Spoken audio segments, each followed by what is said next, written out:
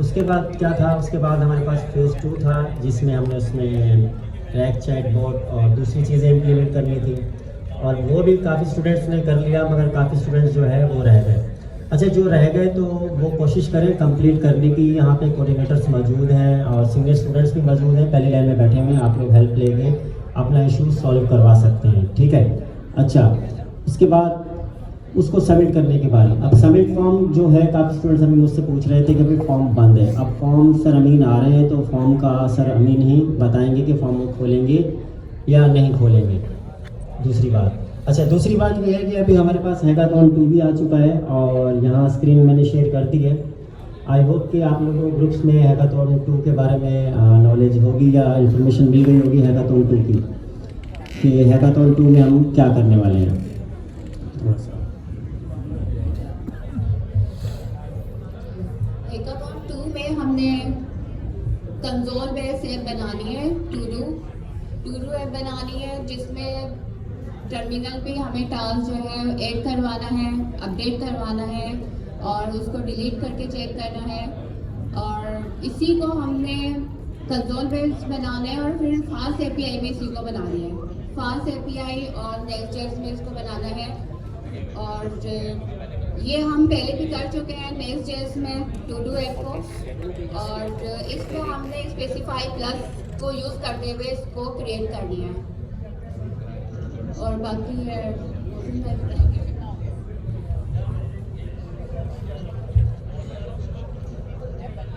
अच्छा, ये फॉर्म है हैकाथॉन 2 का, ये मैं अभी शेयर करवा देता हूँ ग्रुप में। इसमें जैसा कि हमें पता, मैंने बताया कि हमें एक टू डू ऐप बनानी है, कंसोल ऐप। तो कंसोल ऐप का आप लोगों को पता होगा, अगर नहीं पता, कंसोल ऐप वो होती है जिसको हम टर्मिनल में ही अपने टर्मिनल में चेक कर सकते हैं कि टर्मिनल में हमारी ऐप चल रही है कि नहीं। उसी में हमने एडिट डिलीट जो जो हमें इसमें चीज़ें रिक्वायर्ड हैं वो करनी है। अच्छा, ये सारे काम आप लोगों ने वेब कोडिंग से नहीं करने हैं। अब मेन चीज़ आ गई, काफ़ी लोग मुझे मैसेजेस भी कर रहे थे और काफ़ी लोगों ने देखा वेब कोडिंग से काम कर रहे थे। अब वेब कोडिंग क्या है कि यानी वो जस्ट इंस्ट्रक्शंस दे के काम कर रहे हैं। भाई हम इसमें स्पेसिफाई प्लस किट को यूज़ कर रहे हैं, आपको पता है ना स्पेसिफाई प्लस किट का, हम इसको यूज़ कर रहे हैं। अब उसके साथ आप क्वीन यूज़ कर रहे हैं या जिमनाई यूज़ कर रहे हैं या क्लाउड यूज़ कर रहे हैं, वो आपका अपना मामला है, ठीक है। तो जब हम किट को यूज़ कर रहे होते हैं तो इसकी हमारे पास कमांड्स होती है, उन कमांड्स के साथ हमने काम करना होता है। जैसे हमारे पास आप लोगों को पता होगा कमांड होती है /hp.constitution, इसी तरह स्पेसिफिकेशन, टास्क, इम्प्लीमेंटेशन और सारी कमांड इसमें मौजूद होती हैं, ठीक है। तो इन कमांड्स के जरिए अगर हम काम करेंगे, या चाहे वो हम बुक बना रहे हो, चाहे वो हम कोई ऐप बना रहे हो, चाहे वो हम अपना पोर्टफोलियो बना रहे हो, तो वो सही बनेगा और बगैर वेब कोडिंग के बनेगा। अक्सर स्टूडेंट्स क्या कर रहे होते हैं, इसमें वो जो कमांड्स हैं /sp डॉट करके ये वाली, वो यूज़ नहीं कर रहे हैं। वो सीधा सीधा प्रॉम्प्ट दे रहे होते हैं क्लाउड को और क्लाउड से अपना काम करवा रहे होते हैं। तो बाद में क्या होता है, उनकी बुक सही नहीं होती, बुक में इशूज़ आ रहे होते हैं या वाइट नज़र आ रहा होता है। तो इस तरह हमने बिल्कुल नहीं करना ये काम। हमने ये काम स्पेसिफाई प्लस किट, उसके साथ आप क्वीन यूज़ करें, जिमनाई यूज़ करें या क्लाउड यूज़ करें, वो आपके ऊपर है, ठीक है। तो इस चीज़ को मद्देनज़र रखते हुए आपने काम करना है हैकाथॉन 1 पर, और इसी तरह ही आपने काम करना है हैकाथॉन 2 पर। अच्छा, 2 में हमने पहले फेज़ में एक टू डू ऐप बनानी है जो हमारे पास कंसोल बेस होगी, हमारे टर्मिनल में काम करेगी।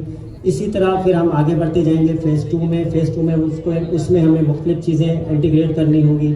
ओपन एजेंट एसडीके उसमें हमने यूज़ करना होगा, चैट किट को भी यूज़ करना होगा। अच्छा, चैट किट हमने हैकाथॉन 1 में भी यूज़ किया है और काफ़ी लोगों ने यूज़ करा भी है और काफ़ी लोग जो है यूज़ नहीं कर पा रहे। तो मैं दोबारा कह रहा हूँ, हेल्प के लिए यहाँ पे स्टूडेंट्स मौजूद हैं, ये खड़े हुए सीनियर स्टूडेंट्स, तो यहाँ आप लोग आके दोबारा इनसे पूछ सकते हैं, ठीक है।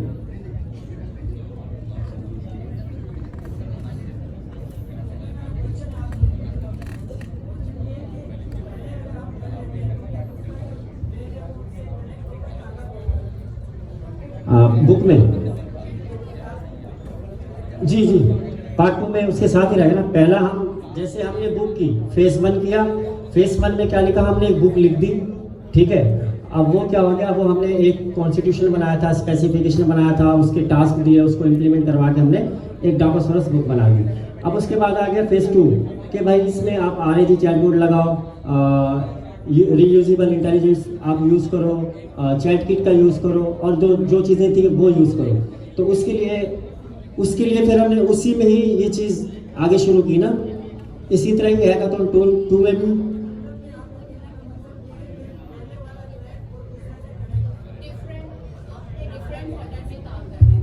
ये जो आप हैकाथॉन 2 है ना, डिफरेंट फोल्डर में आप बनाएंगे और डिफरेंट में काम करना है, इसको सेपरेट रखना है।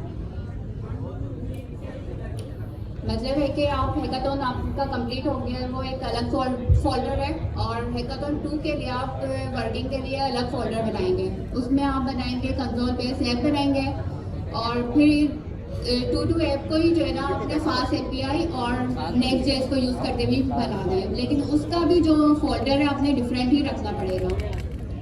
यानी कि डिफरेंट 3 फेज होंगे, उसमें एक कंसोल बेस होगी और दूसरी होगी फास्ट एपीआई और नेक्स्ट जेएस को बनाते हुए टू ऐप बनानी है। और जो थर्ड नंबर पे फेज 3 आएगा, इसको उसमें बनाना होगा स्पेसिफाई प्लस को यूज़ करते हुए और चैट बॉट उसमें लगाना है, और उसमें आपने वॉइस इनेबल रखनी है, और यानी कि ट्रांसलेटर भी जो है ना आपने क्रिएट करना होगा। अगर आपने जो टास्क आपने ऐड करवाएं तो उसको आप किसी भी लैंग्वेज में भी कन्वर्ट कर सकें, तो आपने ये फंक्शनलिटी ऐड करनी है ट्रांसलेटर की, और वॉइस इनेबल रखना है, यानी कि आप इनपुट जो है वॉइस के थ्रू भी आप दे सकते हैं। तो ये आपने इस पर वर्किंग करनी है, और तीनों फेज के अलग फोल्डर भी आपने जनरेट करना होगा।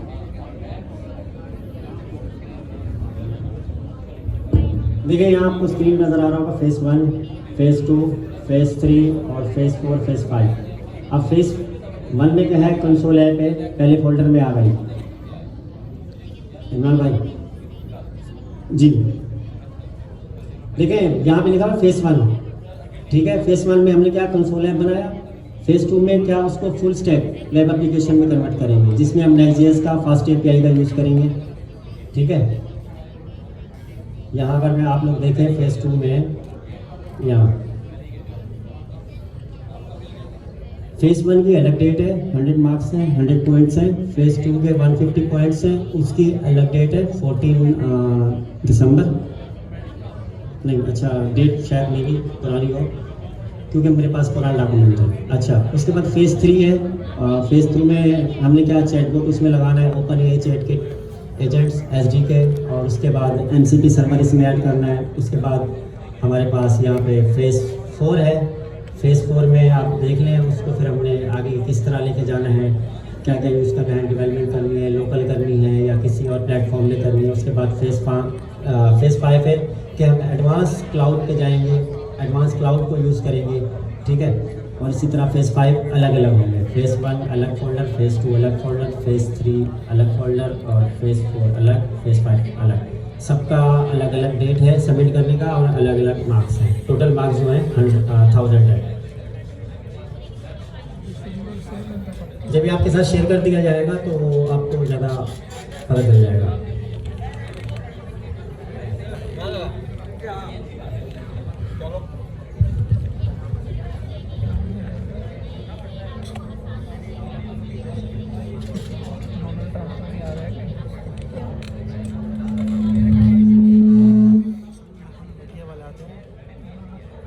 कैमरे के लिए वो चाहिए लाइट यही से डट मारेंगे तो उसके हाथ पे लगेगा।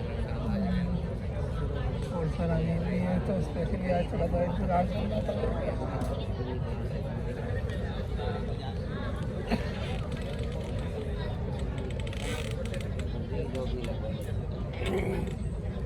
अच्छा, आप में से वो लोग कौन है जिनका हैकाथॉन 1 कंप्लीटेड है?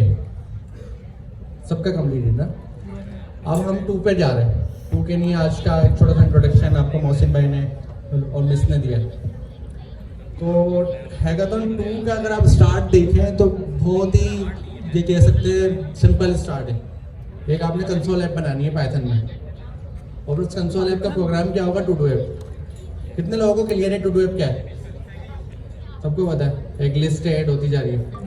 लेकिन अगर आप इस डॉक्यूमेंट को देखें, इस डॉक्यूमेंट में टू डू ऐप को भी थोड़ा सा रिक्वायरमेंट के साथ बताया हुआ है। लेकिन आना टू डू ऐप नीचे,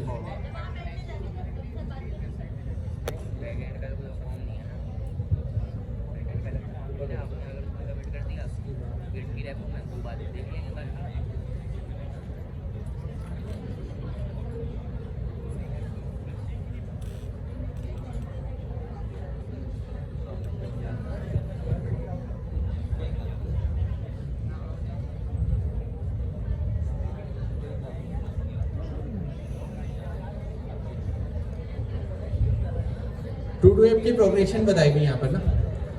टू ऐप की प्रोग्रेशन अगर हम देखें तो क्या क्या है, this form the foundation quick to build essential for any MVP। MVP कितने लोगों को नहीं मालूम, नहीं पता MVP क्या है, ईमानदारी से बताया करें, कोई टेंशन नहीं। MVP होता है मिनिमल वायबल प्रोडक्ट, मतलब एक प्रोडक्ट का आप ऐसा फेस बनाते हैं जो कह सकते हैं मिनिमम हो, कम से कम हो, एटलीस्ट आपके प्रोडक्ट के जो कोर फीचर है, एसेंशियल फीचर है, वो उसमें मौजूद हो। तो आप एज अ डेवलपर क्योंकि इनोवेशंस कर रहे हैं, आप लोग प्रोडक्ट्स बना रहे हैं कोई ना कोई, तो आपकी प्रैक्टिस क्या होनी चाहिए किसी भी प्रोडक्ट को बनाने की, कि आप MVP बनाएं। आप जाहिर है अगर आपको कोई सोशल मीडिया ऐप बनानी हो, आप पूरी कंप्लीट तो नहीं बनाएंगे ना, क्योंकि आपने यूज़र के एंड पे तो दी नहीं है, आपको तो नहीं पता यूज़र उसको किस बिहेवियर के साथ इस्तेमाल करेगा।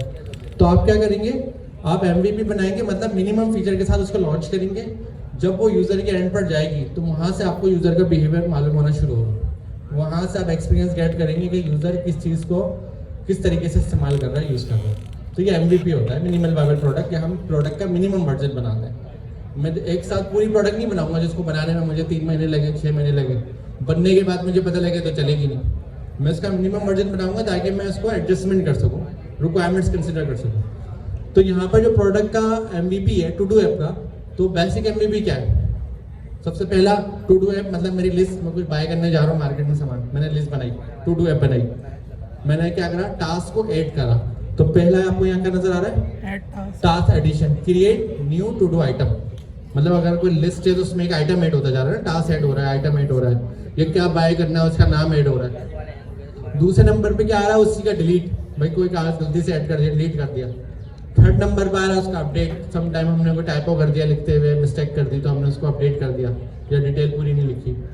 तो ये फोर्थ नंबर पर आ रहा है व्यू टास्क लिस्ट, मतलब मैं अपनी पूरी लिस्ट को देख सकूं मैंने क्या क्या चीज़ें ऐड करनी है। इनिशियली ब्लैंक होगी, जब टास्क ऐड होंगे तो उसमें डिटेल्स आ रही होंगी, मतलब नाम आ रहे होंगे 1 2 3 4 5 6 7 8। सबसे लास्ट में आ रहा है mark is complete. Mark is complete क्या, टॉगल है। टॉगल मतलब कोई भी हम उसके ऊपर काम कंप्लीट हो गया या काम अभी पेंडिंग है, उसका कंप्लीट आ जाएगा। अगर आपने टोटल लिस्ट में 6 चीज़ें ऐड करी, पहली चीज़ आपकी हो गई, बाय करने का है मार्केट में सामान, मोबाइल बाय करना है, मोबाइल का पाउच बाय करना है, मोबाइल का चार्जर बाय करना है। अब आपने मोबाइल का चार्जर बाय कर लिया तो आपने चार्जर पे ओके लिख दिया कि भैया हो गया। तो वहाँ पर टॉगल होता है ना कि आपने कोई इसमें चेक बना दिया, टॉगल को ट्रू बना दिया, कोई कलर लगा दिया, या स्ट्राइक थ्रू होता है। स्ट्राइक थ्रू पता है क्या होता है, टेक्स्ट के दरमियान में जो एक लाइन आ रही होती है, सही है ना, हमने उसको स्ट्राइक थ्रू कर दिया कि ये चीज़ कंप्लीट हो गई है। तो इस तरीके से हम क्या कर सकते हैं, अपनी टू डू ऐप के एसेंशियल फीचर जो उसके MVP में आते हैं उसको कंप्लीट कर सकते हैं। अब आपने क्या बनानी है, हैकाथन 2 के अंदर क्या बनाना है, टू डू ऐप। एक बार रिपीट करें, क्या बनानी है, टू डू ऐप। अब जो टू डू ऐप है उसको बनाने के मल्टीपल फेज है, phase 1, phase 2, phase 3, phase 4, phase 5। अब टू डू ऐप के अंदर भी क्या फीचर होंगे, शुरू में आपको क्या रखना है, essential feature, add, delete, update, view और मार्क इज कंप्लीट। ये 5 एसेंशियल फीचर है आपने टू डू ऐप में रखना है। ये आपका कौन सा मिनिमम प्रोडक्ट होगा। अभी जो आपको हैकाथन की फेज मिलेंगे, फेज 1 2 3 4 5, वो अभी हम देखेंगे थोड़ी देर में। अभी तो हम ये देख रहे हैं बनाना क्या है, पहले वो तो पता लगा, हमें पता लग गया टू डू बनाना है। टू डू का मिनिमम वर्जन पे हमें पता लग गया क्या हमें किस तरीके से बनाना है। अब हम इसमें एक स्टेप आगे आते हैं। हम कहते हैं यार टू डू ऐप तो बन गई है, अब थोड़ा सा इसको एडवांस करा जाए। तो एक चीज याद रखना, पहले आपने एसेंशियल वाला वर्जन बनाना है, जब वो बन जाए, वो चल रहा हो, आपने हैकाथन उनकी सबमिशन करानी है। फिर आपने सेम प्रोजेक्ट को अपडेट करना है एडवांस लेवल पे या इंटरमीडिएट लेवल पर। इससे क्या फायदा होगा, आपकी सबमिशन हो चुकी होगी, आपके पास टाइम होगा अपडेट करने का।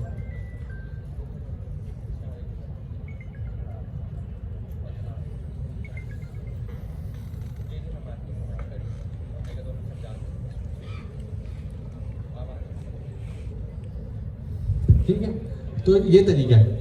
अब हम इंटरमीडिएट लेवल पर आए। इंटरमीडिएट पर हमने क्या करा, हमने कहा एक काम करते हैं, कुछ चीज़ों को कैटेगराइज कर लेते हैं, क्योंकि हम जब मार्केट में कुछ बाइंग करने जाते हैं तो टू डू लिस्ट होना तो अच्छी बात है, लेकिन समटाइम होता नहीं, पहले ये लेना है, दूसरे नंबर पे ये, थर्ड नंबर पे प्रायोरिटीज या टैगिंग, ऐसा करते हैं ना। आपके पास कुछ भी होता है तो हम टैगिंग करते हैं, प्रायोरिटीज बनाते हैं। तो एक ऑप्शन हमारे यहाँ प्रायोरिटीज और टैगिंग का भी आ गया कि हम कैटेगरीज को अलग अलग प्रायोरिटाइज कर लें, हाई, मीडियम, लो, इस तरीके से उसको हम इजीली प्रायोरिटाइज कर लें। या तो कुछ लेबलिंग कर दें कि भाई ये चीज़ जो है मेरी असेंशियल है, मेरे काम से रिलेटेड, ये चीज़ घर वालों से रिलेटेड है, ये चीज़ मेरे इससे रिलेटेड है। तो हम क्या कर सकते हैं, टू डू ऐप को एक कोई भी प्रायोरिटाइज के नहीं कुछ भी ऐड कर सकते हैं। लेवल हो सकता है, प्रायोरिटी नंबर हो सकते हैं 1 2 3 4 5 6, या क्या हो सकता है, या तो कोई कलर दे दें, green colour, high medium low का टैग दे दें कि हाई आइटम है कि मीडियम है या लो है। उससे ये फायदा होगा अगर आपका बजट ना हो, आइटम लो कैटेगरी का हो, तो आप उसको छोड़ सकते हैं। इस तरीके से आपने एक फीचर ऐड कर दिया। दूसरे नंबर पे आपने क्या फीचर ऐड करा, फिल्टर सर्चिंग का। भाई इतनी बड़ी लिस्ट है, अगर वो 20 25 30 100 आइटम, तो फिल्टर होना चाहिए कोई ना कोई। मैं उस पर टेक्स्ट लिखूँ, वो सर्च करके ला दे मेरी टू डू के अंदर से। या आपने सेकेंडरी लेवल पे कर दिया। अब सर्चिंग में फिल्टर कौन कौन से हो सकते हैं, एक स्टेटस का फिल्टर हो सकता है सर्चिंग में कि भाई कौन कौन से टू डू मेरे कंप्लीटेड है, उसका मैंने सर्च बना लिया। मैंने क्या करा, फिल्टर पे क्लिक करा, बटन आया बहुत सारे। मैंने एक बटन था जिसका नाम क्या था, कंप्लीटेड वाला, उस पर चेक करा, सिर्फ वो आइटम आ गया जो कंप्लीटेड है। ताकि क्या हुआ, फिल्टर होकर आ गया। मेरे पास 100 आइटम थे, 5 बाय कर चुका। अब मुझे देखने भाई कौन से कंप्लीटेड है, तो मैंने फिल्टर लगा दिया। दूसरे नंबर पर फिल्टर आ गया हमारे पास। एक तो हमारे पास हो गया प्रायोरिटी बेस पे कि हमने फिल्टर करा कि कौन कौन से कंप्लीटेड है। सेकंड नंबर पर फिल्टर आ गया कि भाई हमें किसी डेट के हिसाब से देखना है, आज के दिन के, कल के दिन के, एक हफ्ते पहले। तो फिर दायरा में ये वाला फीचर थोड़ा बड़ा है। डेट अगर ऐड करनी है तो फिर तो टास्क ऐड करते वक्त डेट भी ऐड हो। ऐसा कि ना, जब मैं टास्क ऐड कर रहा हूँ तो उस वक्त डेट टास्क के साथ, जैसे मैंने कहा मुझे लैपटॉप बाय करना है, तो लैपटॉप के साथ डेट भी डेटाबेस में बैकग्राउंड पे जा रही हो, ताकि जब फिल्टर लगाएं बैकग्राउंड में डेटाबेस से मुराद डेट जा रही हो टास्क के साथ उसी वक्त। तो जब हम फिल्टर लगाएं तो डेट के साथ फिल्टर कर सकें। तो इस तरीके के 2-3 फिल्टर आप अपने हिसाब से लगा दें। एक सर्चिंग का बार बन जाएगा, एक फिल्टर का लग जाएगा। फिल्टर के बटन्स होते हैं। फिर आपके पास क्या आ गया, सॉर्टिंग आ गई टास्क के। आपने कहा भाई प्रायोरिटी या अल्फाबेटिक या रीऑर्डर। सॉर्टिंग क्या होती है कि आपके पास ऊपर बटन बने हुए सॉर्टिंग के। एक सॉर्टिंग है डेट की, आपने डेट पे क्लिक करा, डेट वाइज लिस्ट आ गई। आपने सॉर्ट करा कैटेगरी, तो क्या आ रहा है, हाई आइटम ऊपर आ रहे हैं, मीडियम बीच में आ रहे हैं, लो डाउन पे आ रहे हैं, डेट वाइज नहीं आ रहा, डेट मिक्स हो गई। आपने सॉर्टिंग करा अल्फाबेटिक्स, ए वाले पहले आ रहे हैं, बी वाले बाद में, सी वाले। तो इस तरह से सॉर्टिंग है। आप ये क्या कर रहे हैं, आप एक ही प्रोडक्ट में एनहांसमेंट कर रहे हैं। ये एनहांसमेंट आपने कब करनी है, जब आपका प्रोजेक्ट सबमिट हो जाए उसके बाद आपने टाइम निकाल के एनहांसमेंट करनी है। ठीक है, ये मैं क्यों बता रहा हूँ, मैं आसान तरीका बता रहा हूँ। अगर कोई डायरेक्ट पूरी प्रोडक्ट बनाना चाह रहा है उसकी मर्जी बना सकता है। टू डू वैसे सिंपल ऐप है, कोई इतनी ज़्यादा खतरनाक नहीं है, लेकिन ये हमारे पास क्या स्टेप्स आ गए बनाने का, कोशिश तो है। लेकिन थर्ड नंबर पे क्या आ गया, हमारा एक एडवांस लेवल आ गया। एडवांस लेवल पर मैंने क्या करा, कोई भी चीज़ रिकरिंग है, रिकरिंग मतलब डेली, वीकली, मैं रोजाना एक चीज़ को बाय कर रहा हूँ। रोजाना मैं सुबह उठ के लिखता हूँ कि भाई मुझे ब्रेकफास्ट लेने जाना है, रोजाना सुबह उठ के लिखता हूँ ब्रेकफास्ट लेने जाना है, तो वो तो रिकरिंग हो गई। तो वो ऑटो आ जाए, खुद ही आ जाए। सुबह सुबह मैं उठूँ, मेरे टू डू में खुद ही ऑप्शन आ रहा हो कि भाई आपने ये चीज़ बाय करने जानी है। ठीक है, auto reschedule repeating task. Reschedule का मतलब है खुद ही मेरी आज की लिस्ट में ऐड हो जाए। उसने कहा भाई रोजाना ये लेने जा रहे हैं, या उसने ये देख लिया मंडे टू फ्राइडे लेने जाते हैं, सैटरडे संडे नहीं लेने जा रहे, या उसने ये देख लिया सिर्फ सैटरडे और संडे को ये चीज़ चाहिए होती है, तो वो क्या कर रहा है, उसने शेड्यूल सेट कर लिया, हर सैटरडे को वो चीज़ खुद ब खुद मेरे पास आ रही होगी। ठीक है, ये एक फीचर है, अच्छा फीचर है। उसके बाद है कि due dates and time reminder. अगर आपने कोई चीज़ ऐड करी टास्क के साथ, आपने उसको ऐड भी कर लिया कि ये मुझे 2 दिन के अंदर अंदर खरीदनी है। अब वो क्या करेगा, वो आप जैसे 2 दिन होने वाले होंगे, 1 घंटे पहले, एक दिन पहले आपको रिमाइंडर करेगा कि ये चीज़ आपने बाय नहीं करी। उसको कैसे पता लगेगा बाय नहीं करी, कौन बताएगा? रिमाइंडर बताएगा सर, रिमाइंडर आएगा उसके पास कोई नोटिफिकेशन। अगर मैंने कोई प्रोडक्ट ऐड करी अपनी टू डू में, उसके साथ डेट ऐड हो गई, एक चीज़ हो गई।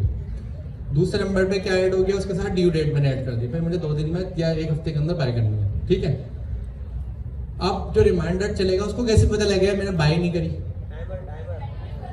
सर उसको हमने टास्क कंप्लीट नहीं किया होगा ना सर। हमने टास्क कंप्लीट नहीं करा होगा तो जाहिर है वो बाय नहीं हुआ। जब तक मैं टास्क में बाय करूंगा तो मेरा मैनुअल काम है, मुझे उसको कंप्लीट करना है। टॉगल का कोई बटन होगा, टॉगल करूंगा और वो कंप्लीट हो जाएगा। ठीक है, तो ये टू डू ऐप के 3 हमारे पास लेवल है। तो लास्ट लेवल है वो इंटेलिजेंट फीचर है। सेकंड लास्ट जो है हमारे पास वो ऑर्गेनाइजेबल मतलब यूजिबिलिटी के अकॉर्डिंग है, और पहला जो है वो कोर एसेंशियल्स है। तो इसको हम बोलते हैं MVP 1, MVP 2, MVP 3। 1 मतलब कोर फीचर हो गया, 2 में मजीद एडिशन हो गई, 3 में और मजीद एडिशन हो गया। ठीक है, इनके हमारे पास अलग अलग MVPs बन जाएंगे। अब हम आते हैं हमें एक्चुअली हैकाथॉन के फेजेस का। ये तो वो हो गए जो प्रोडक्ट हमें बनाना है। अब सेम प्रोडक्ट आपने 5 बार बनानी है, 5 अलग तरीकों से। टू डू ऐप 5 अलग तरीकों से बनेगी।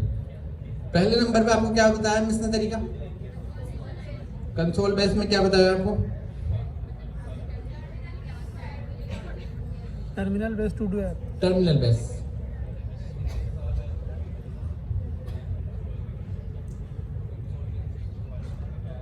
अच्छा, नोटबुक एलएम को यूज़ कर सकते हैं वीडियो के लिए। अच्छा, कंसोल बेस में जो है ना हमें टास्क ऐड करवाना पड़ेगा, और अगर हम चाहें तो टास्क जो है वो अपडेट करवा सकते हैं और डिलीट कर सकते हैं। ये सारी फंक्शनलिटी हमें कंसोल बेस पे रखनी है। और एक शो लिस्ट, हमें वो बटन लगाना पड़ेगा जो हमारे टास्क हम ऐड कर चुके हैं तो वो उसकी लिस्ट शो कर दे, इस तरह से। अच्छा, किस किस के समझ में आ गए कंसोल जो अभी मैंने समझाया है कंसोल बेस? हैंड रेस कर दें। और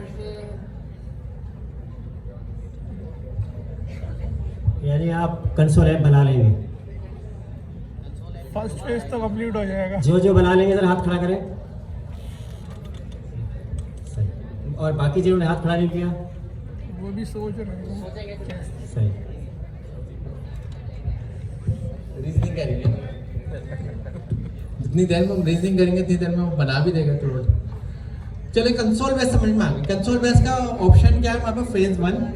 और ये तो डेडलाइन आपको ड्यू डेट नजर आ रही है, ये तो जा चुकी है। ये थी फैकल्टी के लिए, जो कोऑर्डिनेटर्स आपके मेरे बराबर में बैठे हुए हैं, और मेरे लिए हम सबके लिए ये डेडलाइंस थी।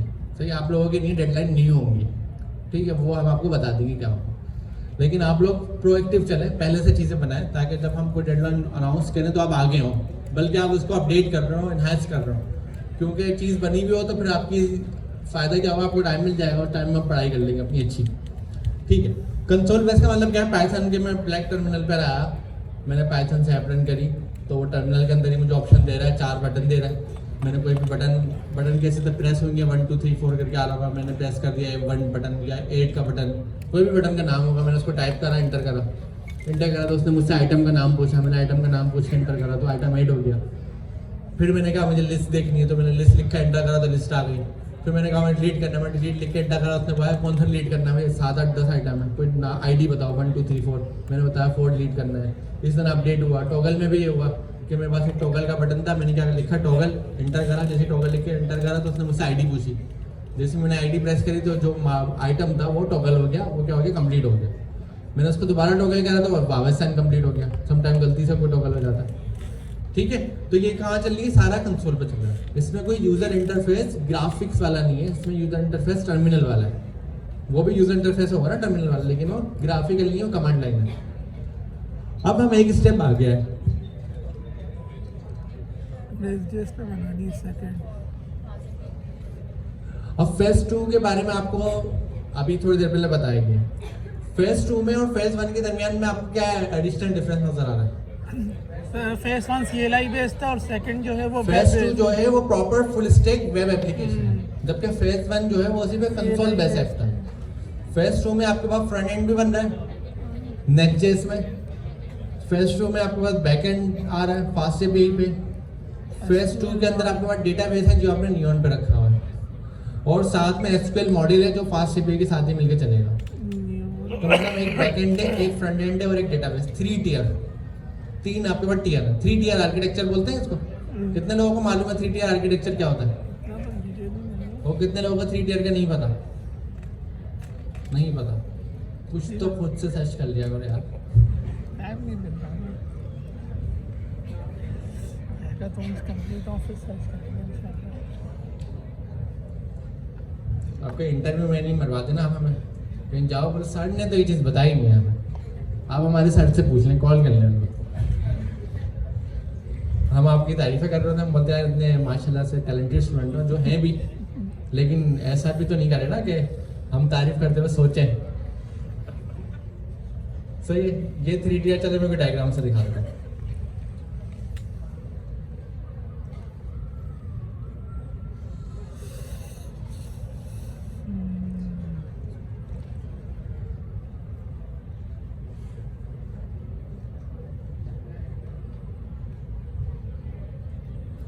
इसको हम कॉपी करते हैं, कॉपी मेरा लिंक होम लैपटॉप पे से शॉपिंग में टैप करना है। ये आ गया। क्या नजर आ रहा है? क्लाइंट टियर मतलब फ्रंट एंड, एप्लीकेशन टियर मतलब Server। Back end, database tier मतलब जहां पर डेटा कंटेन करते हैं। ये जो क्लाइंट टियर है इसको हम क्लाइंट भी बोलते हैं, इसको हम फ्रंट एंड भी बोलते हैं, इसको हम यूजर इंटरफेस भी बोलते हैं। सही है, समझने वाले की नहीं कोई भी नाम है। आसान जबान में यूजर फेसिंग।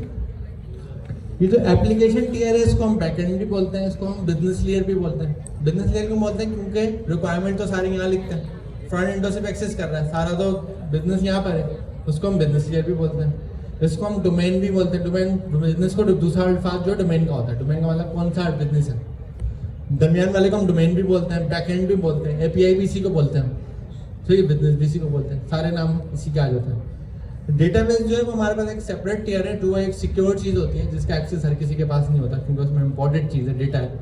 वो काइंड ऑफ सॉफ्टवेयर होता है, उस सॉफ्टवेयर में हमारे पास क्या होता है, डेटा हमारा होल्ड हो रहा होता है, परसिस्ट हो रहा होता है, वहाँ हम डेटा रिकॉर्ड कर रहे होते हैं। और उस जो सॉफ्टवेयर होता है डेटाबेस का, वो उसका मैनेजमेंट सिस्टम हमें प्रोवाइड करता है, डेटाबेस मैनेजमेंट सिस्टम। वो क्या कहता है कि आप अपना डेटा रखो इस तरह से, डेटा डिलीट करो इस तरीके से, डेटा अपडेट करो इस तरीके से। तो ये डेटा के साथ जितने भी ऑपरेशन आप उसके साथ करवा रहे हो। अभी जो कंसोल बेस ऐप थी, जो आप कंसोल बेस ऐप यूज़ कर रहे हो, उसमें कोई डेटाबेस हमने रखना था? कुछ भी नहीं था, मतलब इनलाइन था। जब ऐप चल रही है तो चीज़ें नजर आ रही हैं, ऐप बंद हुई चीज़ें भी बंद हो गई। या तो हो सकता है कि हम किसी फाइल में रखवा रहे हो, जहाँ पर ऐप चल रही है वहीं पर किसी फाइल में रखवा रहे हो, मतलब कोई सेंट्रलाइज डेटाबेस नहीं है। सेंट्रलाइज डेटाबेस क्या होता है कि फेसबुक जो है मैंने अपने इस मोबाइल से चलाई, मैंने क्या करा, एक पोस्ट डाला, दूसरे मोबाइल से ओपन करूंगा, पोस्ट नजर आएगा, सेम फेसबुक यस सर आएगा, क्योंकि डेटाबेस जो है वो मेरा मोबाइल नहीं है, डेटाबेस क्या है, फेसबुक के पास रखा हो, तो वो सेंटर है। मैं यहाँ से लॉगिन करूँ, ये जो मेरे सारे मोबाइल और मेरे लैपटॉप में ओपन हो रहे हैं, ये क्या है, ये फ्रंट एंड है। कौन सी वाली टियर है? फर्स्ट ईयर ये क्लाइंट टियर है, फ्रंट एंड टियर है, यूजर फेसिंग टियर है, समझ रहे हैं। और जो सेंट्रलाइज टियर है, जो सबके लिए एक है, वो कौन सी है, एप्लीकेशन वो टियर। database है। और एक और टियर है, वो है बैकएंड, ये भी सबके लिए एक है। तो ये दोनों टियर किसके पास है, फेसबुक के पास है। फ्रंट वाली टियर किसके पास है, यूजर के पास है। चले आप लोगों से इसी बहाने एक सवाल करते हैं। ये पेन यूनिवर्सिटी की बुक है, AI नेटिव पेन यूनिवर्सिटी.org, या कोई भी वेबसाइट जो आप एक्सेस करते हैं अपने लैपटॉप से या मोबाइल से, ठीक है। मुझे ये बताएं, ये वेबसाइट इस वक्त कहाँ पर चल रही है, इस लैपटॉप पे चल रही है, या ये बैकग्राउंड पे जो मैं डिटेल बता रहा हूँ ये कहाँ डिप्लॉय है, मेरे ख्याल से गिटहब पेजेस पे डिप्लॉय है, या क्या ये गिटहब पेजेस के सर्वर पे चल रही है या इस लैपटॉप पे चल रही है, कौन बताएगा।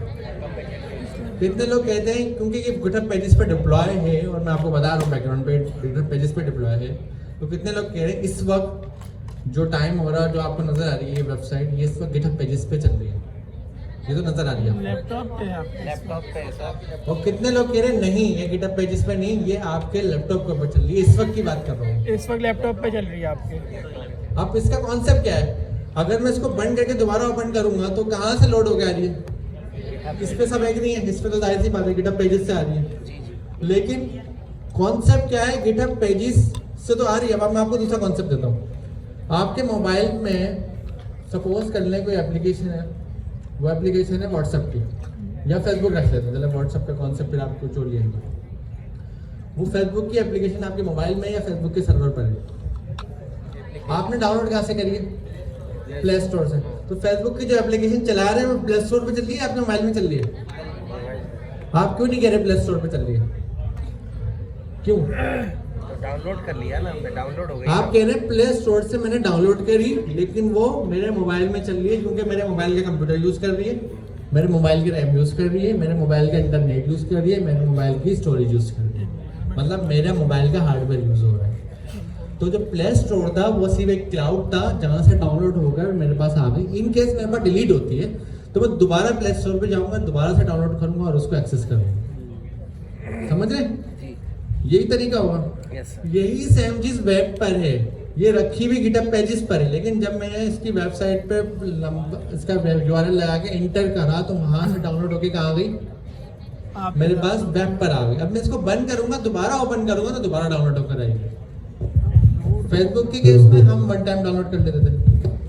यहाँ के केस में क्या हो रहा है, यहाँ के केस में क्या फायदा है कि वन टाइम डाउनलोड नहीं कर रहे हैं हम, क्या कर रहे हैं, जितनी बार मैं ब्राउजर पे जाता हूँ हर बार डाउनलोड करता हूँ। अब मेरी मर्जी में इसको ओपन करके रखूँ, बंद ही ना करूँ, ये मेरे ऊपर डिपेंड करता है, समझ रहे हैं। तो ये वेबसाइट इस वक्त कहाँ चल रही है, कितने लोग कह रहे हैं इस लैपटॉप पे चल रही है इस वक्त? आपके लैपटॉप पर चल रही है? 100% इस लैपटॉप पे चल रही है। अगर यहाँ से मैं बंद करूंगा दोबारा खोलूंगा तो ये गिटहब पेजेस से डाउनलोड होकर मेरे पास है। सही है। हाँ, इस वेबसाइट को अगर किसी पेज पे मैं क्लिक करता हूँ और वो पेज डाउनलोड नहीं हुआ था पहली बार में, तो वो दोबारा से चाहेगा, दोबारा डाउनलोड करेगा। सही है। किसी नए पेज पे क्लिक करता हूँ, डाउनलोड नहीं हुआ था, तो वो दोबारा जाके डाउनलोड करेगा। तो वो डाउनलोडिंग का प्रोसेस रहेगा, जो चीज़ डाउनलोड नहीं हुई है, लेकिन जो हो गई है डाउनलोड तो वो उसी को दिखा रहा है। अब हम आते हैं वापस अपने टीआर पे, इस पे। ये तो क्लाइंट साइड है, ये क्लाइंट क्यों कह रहे हैं? क्लाइंट कौन है? यूजर को क्लाइंट बोलते हैं, कस्टमर को क्लाइंट बोलते हैं, मतलब जो इस्तेमाल करने वाला एंड यूजर है उसको क्लाइंट बोलते हैं। तो इसको क्लाइंट साइड क्यों बोलते हैं? क्योंकि ये क्लाइंट की डिवाइस के अंदर चलती है, चाहे ये वेब हो चाहे ये मोबाइल ऐप हो। अब आप इसके लिए क्या यूज करेंगे क्लाइंट साइड के लिए? आपके पास यहाँ पर रिक्वायरमेंट में क्या लिखा हुआ है? नेक्स्ट.जेएस। आपकी रिक्वायरमेंट में लिखा हुआ है नेक्स्ट.जेएस आप यूज करेंगे।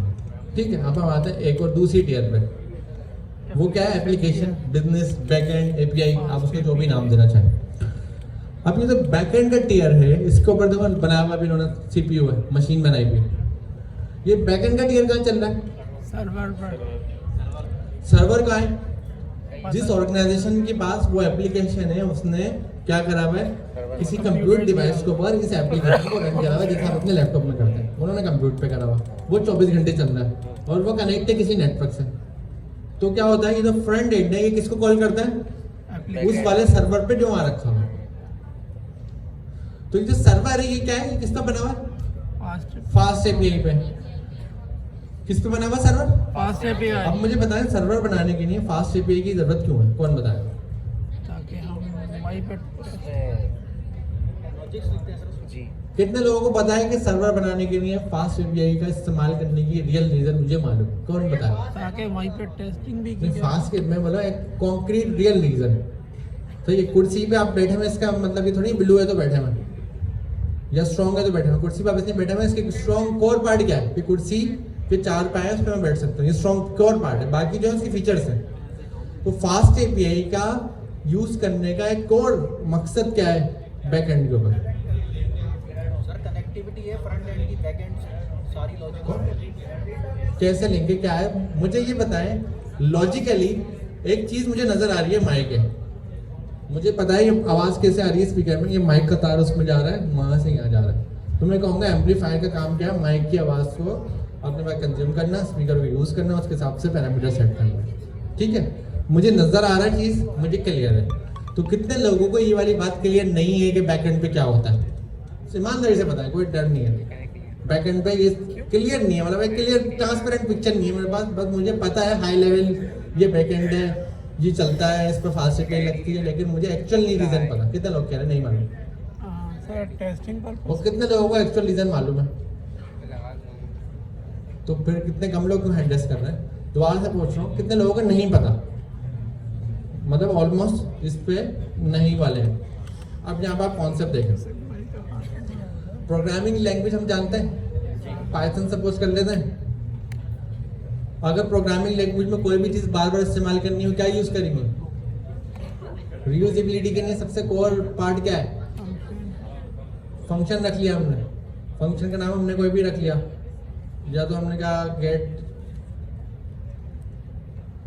कोई भी हमने नाम रख लिया। हम उसका नाम सपोज कर लेते हैं किसी स्पेसिफिक सर्च का फंक्शन बना लिया हमने। ठीक है, ये बन गया। अब मुझे ये बताएं फंक्शन का काम क्या है? फंक्शन का काम है डेटाबेस के अंदर से डेटा सर्च करना। सही है। और क्या डेटा सर्च करना? सपोज कर लेते हैं हम क्या कर रहे हैं, टू डू ऐप का लिस्ट चेक कर रहे हैं। ये मैं एक ऐसे रैंडम लिख रहा हूँ समझाने के लिए, ये कोई कोड नहीं है, ये वाली लाइन जो है कोई कोड नहीं है, समझाने के लिए लिख रहा हूँ। फंक्शन का काम क्या है? कॉन्सेप्ट क्या बना रहे हैं? डेटाबेस से टू डू की लिस्ट लानी है। ये फंक्शन का काम है। सर्च के बजाय हम लिख देते हैं टू डू। सही है, या टू डू ही कर देते हैं, ये टू डू का काम है। ये क्या करेगा, डेटा को सर्च करेगा, टू डू लिस्ट लाके दे देगा। अब इस फंक्शन में आर्गुमेंट पैरामीटर क्या लेंगे आप इसके अंदर कोई भी आर्गुमेंट ले लेंगे। आपने कहा भाई लिस्ट सर्च करनी है ना, तो यहाँ से लिस्ट का आर्गुमेंट लेंगे आप। ठीक है, क्या सर्च करना है वो आ गया, आर्गुमेंट आ गया, कोई भी आ गया, एक्स वाई। अब इस फंक्शन को पाइथन में कॉल करने का तरीकेकार क्या, सिर्फ इसका नाम यूज करेंगे। अगर मैं सेम फाइल में हूँ क्या करेंगे, नाम यूज करा और क्या लिख दिया यहाँ पर, टेक्स्ट लिख दिया। यही तरीका है। पाइथन में फंक्शन ऐसी कॉल होगा, ये फंक्शन बंदे में करेगा क्या, जो भी इस लाइन पे काम हो रहा है वो कर देगा। मैं इस पे प्रिंट करवा देता हूँ, कुछ भी करवा देता हूँ, ये इस लाइन पे काम होगा वो कर देगा, कुछ भी हो X Y Z. Function call करने का तरीका क्या है, नाम लिखा कॉल कर दिया। कितने लोगों को ये तरीका फंक्शन कॉल करने का मालूम है, एक एक करके आता है। सबने हैंडल्स करना ताकि मेरे पास डेटा सही रहे। कितने लोगों को पता है ऐसे फंक्शन कॉल होता है, सही है। अभी जो फंक्शन कॉलर है इसके बाद रिटर्न में क्या जाएगा,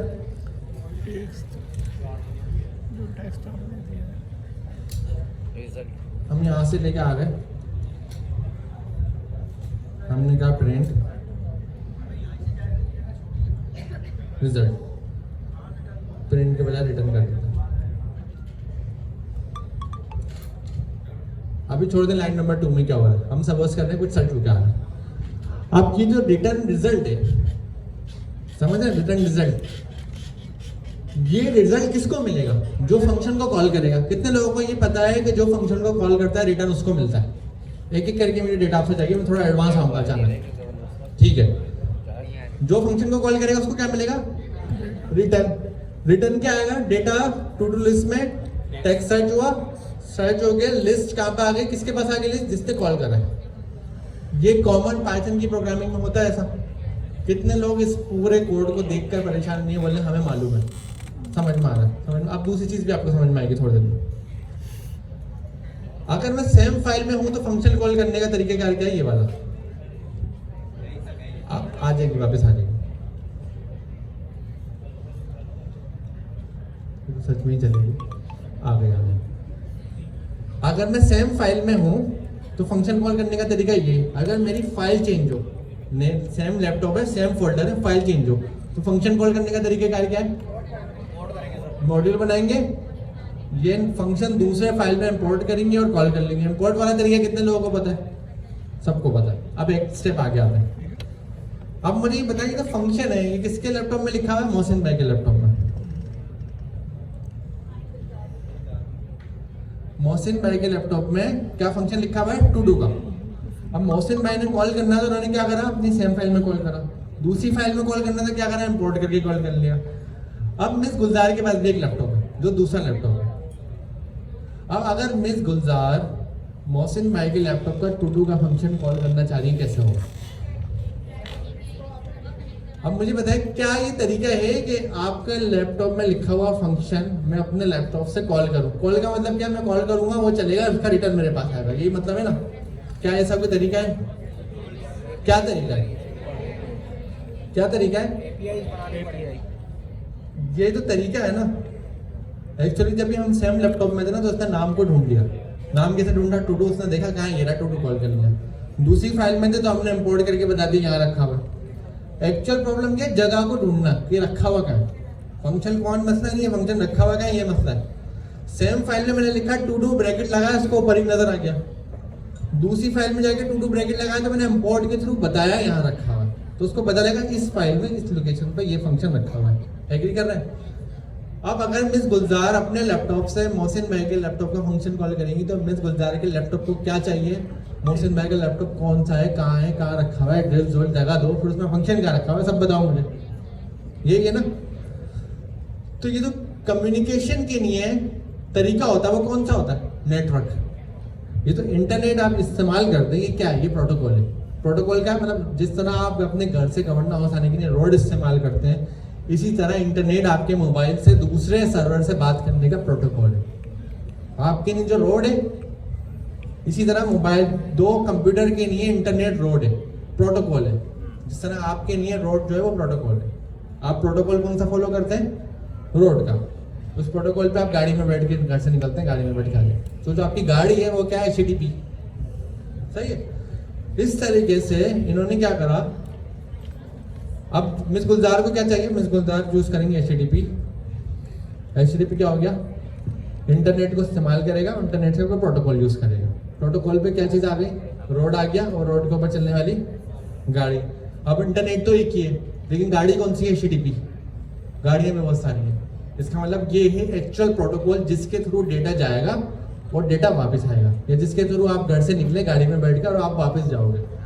इस प्रोटोकॉल की खासियत क्या है कि इस प्रोटोकॉल को जब आप इस्तेमाल करेंगे तो ये जिसकी जगह से, जिस सोर्स से कॉल होगा, ये उसका जवाब भी वहीं पर जाकर देगा, जो काम फंक्शन में होता है। जिसने कॉल करा जवाब उसी को मिलता है। इसी तरह HTTP को जो कॉल करेगा, कॉल जाएगी, फिर जवाब भी वापस उसी के पास आएगा। समझ रहे हैं? हजारों लोग HTTP कॉल कर रहे हैं, लेकिन जिसने कॉल करी जवाब उसके पास जाएगा, उसका अपना जवाब।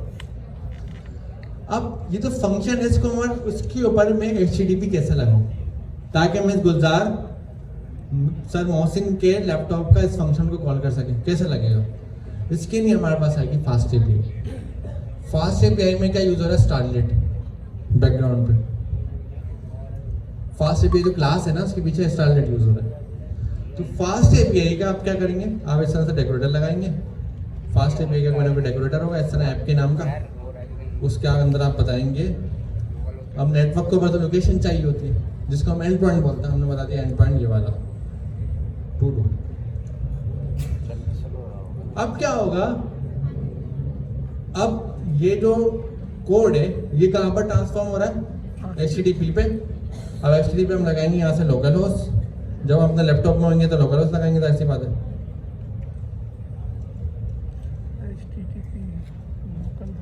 लगा दिया लोकल होस्ट, कोई ना कोई पोर्ट आती है, ये तरीका होता है लोकल होस्ट का।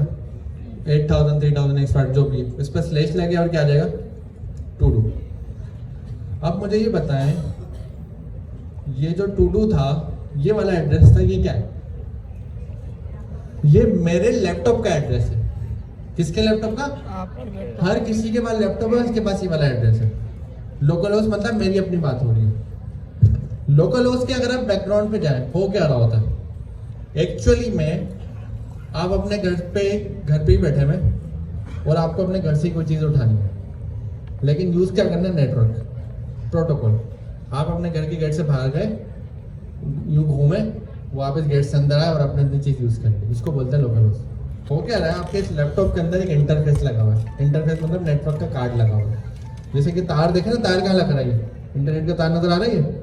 ये तार किस में लग रहा है? मेरे लैपटॉप में किस में लग रहा है? नेटवर्क। ये जिस चीज में लग रहा है वो इंटरफेस है। हमने कहा ना, जो यूजर फेसिंग चीज होती है उसको इंटरफेस बोलते हैं। तो ये कौन सा हो गया? नेटवर्क का इंटरफेस हो गया। ये तार जो नजर आ रहा है ये नेटवर्क के इंटरफेस में लगा हुआ है। तार के अंदर इनपुट आउटपुट है, एक जिसके थ्रू डेटा जा रहा है, एक जिसके थ्रू आ रहा है ना? ऐसा ही होता है ना। अब आप ये देखिए, मेरे इस लैपटॉप में एक लगा हुआ है, क्या लगा हुआ? नेटवर्क का कार्ड। उसका एक इनपुट एक आउटपुट है। हो क्या रहा है? इनपुट से तार निकलता है, आउटपुट में वापस चले जाता है, जिसको हम जंपर बोलते हैं। जंपर सुना है किसी ने? जिसको हम बोलते हैं लूप, जहाँ हम इसको बोलते हैं सेल्फ लूप। मतलब मैंने अपने आप को अपने आप से कनेक्ट करा। या किसी ने एक्सटेंशन बोर्ड देखा है? उसका प्लग उसी के बोर्ड में लगा दो। समझ रहे?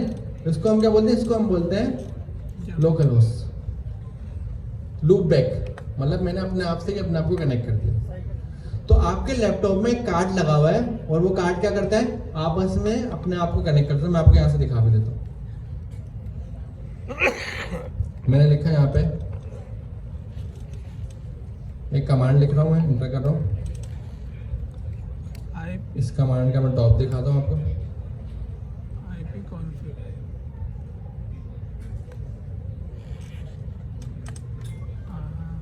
प्रोटोकॉल 90। मैं WSL से दिखा देता हूँ। कहाँ है? यहाँ पे।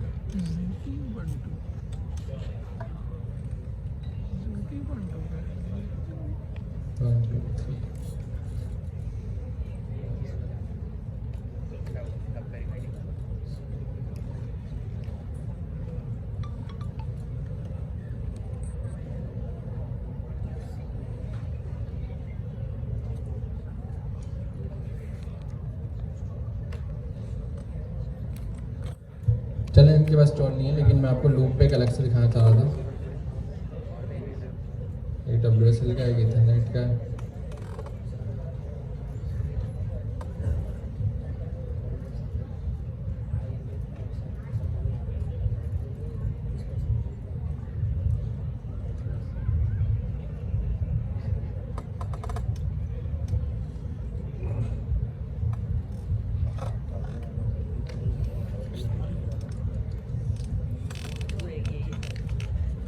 तो मेरे लैपटॉप हाथ पे सेट नहीं है।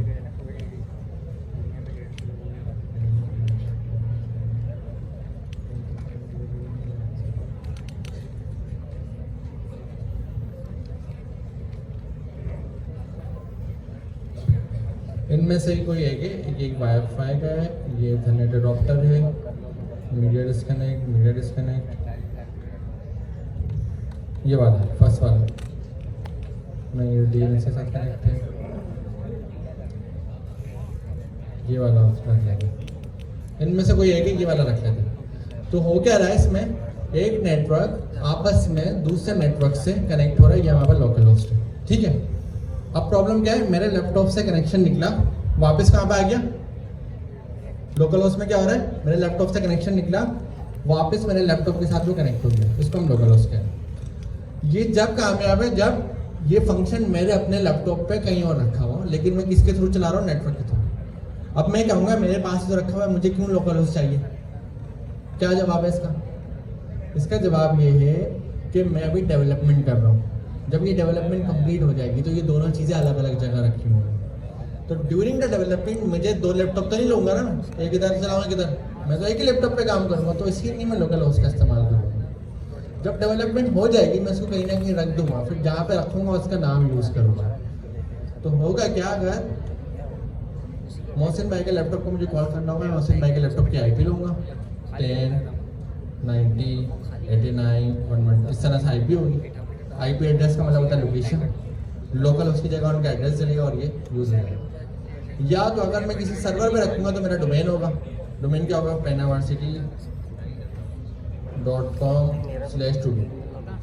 समझ रहे हैं? तो ये लोकल होस्ट की एड्रेस जो है वो चेंज होता रहेगा, जहाँ रखा हुआ है वहाँ का एड्रेस। जब उस एड्रेस पे गया, उस एड्रेस पे किसको ढूंढने का, ये टूडू को ढूंढने का, तो कौन मिलेगा, ये वाला फंक्शन। तो ये रीजन है फास्ट API को इस्तेमाल करने का।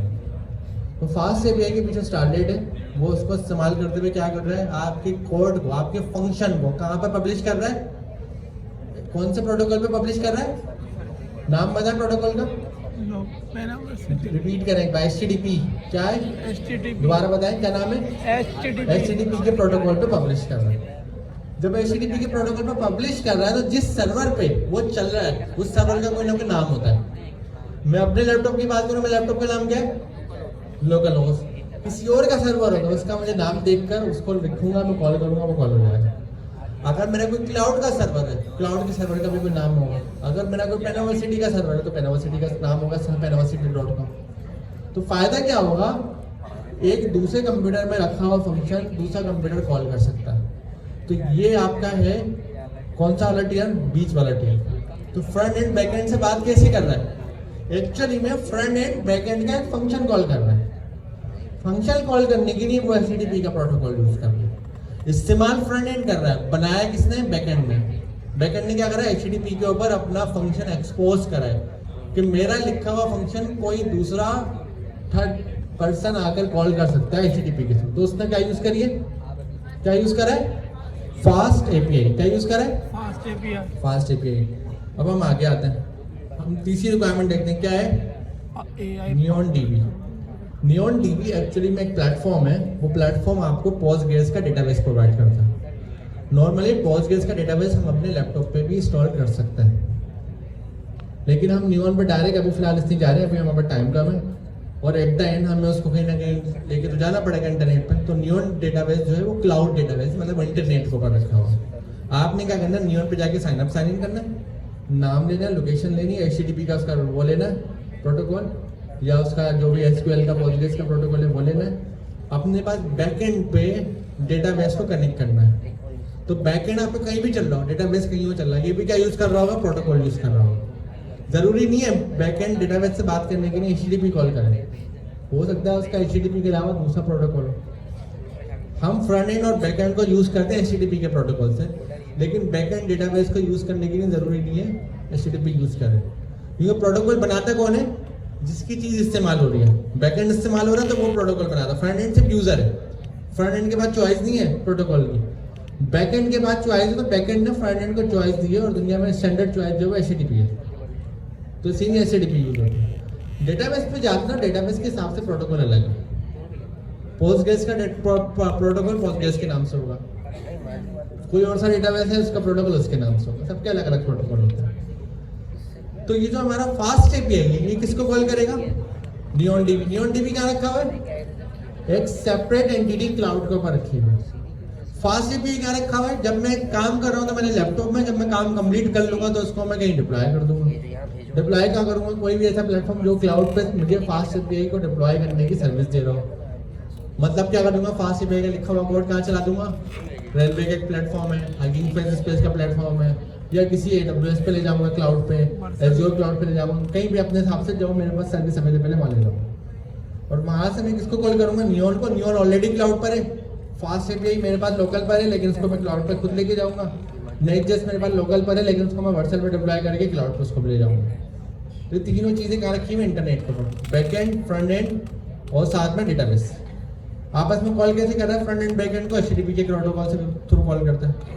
एक्चुअली में फ्रंट एंड बैक एंड का फंक्शन कॉल करता है, दरमियान में प्रोटोकॉल HTTP है क्योंकि दोनों कंप्यूटर अलग है। इसी तरीके से बैक एंड डेटाबेस को कॉल करता है, दरमियान में प्रोटोकॉल होगा, जो भी डेटाबेस यूज कर रहा है उसका प्रोटोकॉल होगा। उसके बाद से होगा डेटाबेस के बाद में सॉफ्टवेयर लिखा हुआ है, वो डेटाबेस वालों ने खुद लिखा हुआ है, वो हमें बस बताया हुआ है कि मुझे इस्तेमाल करने का तरीका ये है। तो हम एक्चुअली में डेटाबेस के सॉफ्टवेयर को यूज कर रहे हैं। डेटाबेस में जो अपने पास सॉफ्टवेयर यूज कर रहा है एक्चुअली में वो मुझसे डेटा लेकर अपने पास होल्ड करता है, प्रोसेस करता है और वापस देता है। होल्ड करता है, प्रोसेस करता है, वापस देता है। सेम वही काम अगर मैं आपको रजिस्टर लेके बिठा दूं, मैं आपको डेटा बताता रहूं, आप लिखते रहो और आप मुझे एक तरीका बता दो। आप बोलो मुझसे अगर डेटा बताना तरीका ये, डेटा रीड करना तरीका ये, डेटा रीड करवाना तरीका ये, उसी का हमने सॉफ्टवेयर बना दिया, बना बनाया यूज कर रहे हैं पोस्टग्रेस। तो नियॉन DB ने अपने पास पोस्टग्रेस का डेटाबेस, नियॉन DB क्लाउड हो गया, उसके अंदर सॉफ्टवेयर कौन सा हो गया? डेटाबेस मैनेजमेंट का पोस्टग्रेस। और पोस्टग्रेस के पास कोई ना कोई स्टोरेज है, मतलब जहां पर वो डेटा स्टोर करता है। तो ये हमारा कौन सा आर्किटेक्चर हो गया? कितने टीयर होगा ये? 3 टीयर। फ्रंट एंड क्लाइंट की डिवाइस में, बैक एंड कहीं पर होस्ट हुआ हुआ डेटाबेस जहां से नियॉन पे रखा हुआ अभी हमारे केस में। ये 3 डिफरेंट टीयर हैं जो आपस में कनेक्ट हैं, समझ रहे? अब अगर मुझे कोई बिजनेस की चेंजेस करनी हुई क्या करूंगा? बैकएंड पे। बिजनेस किससे बात कर रहा है? डेटाबेस से। डेटा रखने की नहीं है, मंगवाने की नहीं, रीड अपडेट रीड करने की। फ्रंट एंड क्या है? सिर्फ कस्टमर फेसिंग है, कस्टमर को जो चीज दिखानी है या कस्टमर को जो एक्सेस देना है वो फ्रंट एंड है। फ्रंट एंड पे जो चीजें हैं उसका जो काम हो रहा है वो बैक एंड पे हो रहा है। तो फ्रंट एंड जब भी चलेगा तो बैक एंड को, HTTP को, उसकी API को, उसको API बोलेंगे ना, तो API का टर्म यहीं से आया। जो अभी हम ये सारी बात कर रहे थे यहाँ पे जो हमने HTTP लगाया, ये बनी है API, एप्लीकेशन प्रोग्रामिंग इंटरफेस, इसको हमने API बोला। एक्चुअली में ये HTTP के प्रोटोकॉल को यूज करके एक REST प्रोटोकॉल बना हुआ है, उस REST को यूज करते हुए एक्चुअली में बैकग्राउंड पे फंक्शन कॉल हो रहा है। ये जो REST API के प्रोटोकॉल होता है ना, इसकी सबसे बड़ी ब्यूटी है कि ये स्टेटलेस होता है। स्टेटलेस मतलब क्या है? जो फंक्शन भी स्टेटलेस होता है। मुझे ये बताएंगे अगर टू डू किसी ने कॉल करा, सही है, थोड़ी देर बाद कोई और आके टू डू कॉल करता है नीचे वाली लाइन में, क्या दोनों का आपस में कोई ताल्लुक है? क्या फंक्शन को याद है थोड़ी देर पहले एक भाई साहब टू डू कॉल करके गए? फंक्शन को इससे लेना देना ही नहीं। तो फंक्शन बाय डिफॉल्ट क्या होता है? स्टेटलेस होता है, मतलब उसके पास कोई जगह नहीं है सामान रखने की, मतलब डेटा रखने की। फंक्शन को स्टेटफुल बनाता है डेवलपर। कैसे स्टेटफुल बनाएगा? वो यहाँ पर एक वेरिएबल रख लेगा, सही है, उस वेरिएबल में जब भी फंक्शन चलेगा डेटा फिर उसको स्टोर करेगा, वो मेक श्योर करेगा कि डेटा डिलीट ना हो, तो उसको हम बोलते हैं स्टेटफुल। तो स्टेटफुल डेवलपर खुद बनाता है, बाय डिफॉल्ट स्टेटलेस होता है, ठीक है। तो इसीलिए जो API की कॉलिंग होती है जो हम करते हैं ये भी स्टेटलेस होती है। स्टेटफुल आपको बनानी है, उसके लिए हमारे पास सॉकेट्स आते हैं, हमारे पास इवेंट स्ट्रीमिंग्स आती हैं, वो इसी का एक अपडेटेड वर्जन है जो हमने खुद अपने लिए बनाया, मजबूरी के तहत हमें यूज़ करना है। जैसे कि व्हाट्सएप चैट है, व्हाट्सएप चैट के नहीं एपीआई का काम तो नहीं चलेगा, तो बार बार मैसेज आ रहे हैं इसके नहीं क्या चलेगा, सॉकेट चलेगा। तो सॉकेट हम जब देखेंगे तो वहाँ पर आएगा। एमसीपी सर्वर हम जब पढ़ेंगे कुछ टाइम बाद, उसके नहीं क्या होगा, उसके नहीं इवेंट स्ट्रीमिंग चलेगी, सर्वर सेंड इवेंट जिसको हम बोलते हैं, सही है, एसएसई सर्वर सेंड इवेंट। तो ये सारे टॉपिक आपके वहाँ पर हो जाएंगे। तो ये हमारा क्या है, हैकाथॉन 2, जिसमें आपने फ्रंट एंड बैक एंड और डेटाबेस। अब आपने ऐसे किसी ने सवाल नहीं करा, आपने फास्ट एपीआई बता दिया, नेक्सस बता दिया, न्यून डीबी बता दी कि एसक्यूएल मॉड्यूल क्या है। कौन किसका सवाल है, एसक्यूएल मॉड्यूल क्या है? सवाल है तो ईमानदारी से पूछो, सवाल पूछते में नहीं घबराओ, दोबारा से पूछो किसका सवाल है, एसक्यूएल मॉड्यूल क्या है? सही है। अब आपको मैं कॉन्सेप्ट दे रहा हूँ। फास्ट एपीआई की एपीआई को, मतलब फास्ट एपीआई ने क्या करा, मेरे फंक्शन को एचटीटीपी पे ले आया और एक प्रोटोकॉल पे उस पर आ गया, एंड पॉइंट मतलब /to do। जो भी मैंने यहाँ पे लिखा है, एक्चुअली मैं जो भी यहाँ में लिखूंगा उस पर आ गया, और जिस जगह पे मेरा सर्वर है उसका नाम और /to do आ गया। सही है, ये फास्ट एपीआई यूज हो रही है। फास्ट एपीआई को यूज करने वाला कौन है? क्लाइंट। मतलब इसकी जो एपीआई है इसको कौन यूज करे? क्लाइंट। क्लाइंट कौन है? कोई भी एंड यूजर, आप हो, कोई भी कस्टमर। अब क्लाइंट से एक्चुअली में जो to do कॉल हो रहा है, वहां से एक पैरामीटर भी तो आ रहा है ना, हमने यहाँ से आर्गुमेंट ले रहे हैं, टेक्स्ट ले रहे हैं। अजान के बाद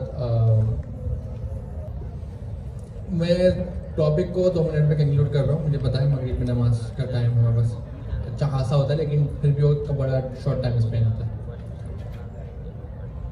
ठीक है, अब आपने अच्छा एक कॉन्सेप्ट जो है ना ये आता है, ये जो 3 टियर है बनाने का फायदा क्या है? बड़ा आसान कॉन्सेप्ट है। एपीआई लिखी है हमने, क्यों लिखी है? एपीआई है क्या? फंक्शन है। फंक्शन किस पे कर रहा है? एचटीटीपी पे एक्सपोज कर दे, कोई भी कॉल कर सकता है। स्टेटलेस है वो तो हमें पता है, स्टेटलेस स्टेटफुल क्या होता है। स्टेटलेस मतलब हम डेटा कहीं अपने पास मेमोराइज नहीं करा रहे, मतलब रख नहीं रहे, डेटाबेस में जा रहा है, वो अलग है। एक होता है कि हम अपने वेरिएबल में रखवा के उसको याद नहीं करवा रहा कि अभी कोई आया था कॉल करके गया था। वो सारी कहानी अपनी कर फायदा समझे। क्लाइंट के पास कौन कौन से वर्जन है बताएं? कौन कौन से वर्जन है? मोबाइल का, मोबाइल ऐप। दूसरा वर्जन कौन सा हमारे पास? वेब का। तीसरा वर्जन भी कोई हो सकता है, कोई आ जाए। कितने सारे क्लाइंट हैं। बैकएंड क्या है हमारे पास? एक है। अब अगर मैं फेसबुक मोबाइल से यूज करूँ और वेब से यूज करूँ, वो सिर्फ इंटरफेस है। वो क्या है? सिर्फ इंटरफेस है। एक्चुअली में जो बैकएंड यूज हो रहा है वो रखा हुआ है उनके सर्वर पर। तो बैकएंड एक बार बनाओ, फ्रंट एंड जितने चाहो बनाते रहो। एपीआई यूज होनी है तो एक एपीआई को कोई भी इस्तेमाल कर सकता है। एक फायदा हो गया। डेटाबेस का फायदा बता दो। बैकएंड एक बनाया एक ऑर्गेनाइजेशन ने, कंपनी ने, बैंक है। बैंक ने क्या करा? आपको ऑनबोर्ड करा। ऑनबोर्ड का मतलब अकाउंट क्रिएट करा, बैंक की एप्लीकेशन क्रिएट हो गई। बैंक की एप्लीकेशन क्या होगी? बैकएंड। जो आप इस्तेमाल कर रहे हैं वो क्या होगी? Mobile app, front end. Backend की बिजनेस का लिखा हुआ है बैकएंड पे, डेटा कहाँ जा रहा है? डेटाबेस में। समझ गए? अब तरीकेकार क्या है? तरीकेकार ये है, अब एक नई चीज आती है। बैंक जो है एक और एप्लीकेशन बना रहा है जिसमें वो ये देख रहा है कि किस किसने क्या फ्रॉड करा है, किस किसने, या फ्रॉड का डेटा कुछ भी XYZ। अब बैंक को जरूरत है इस वाले दरमियान वाले की, वो तो नई चीज बनाएगा। बैंक को जरूरत है पहले वाले की, यूजर से उसको लेना देना नहीं होता, अपने लिए कुछ बना लेगा फ्रेंड। लेकिन बैंक को क्या डेटा चाहिए? Yes sir. तो डेटाबेस अलग रखा हुआ।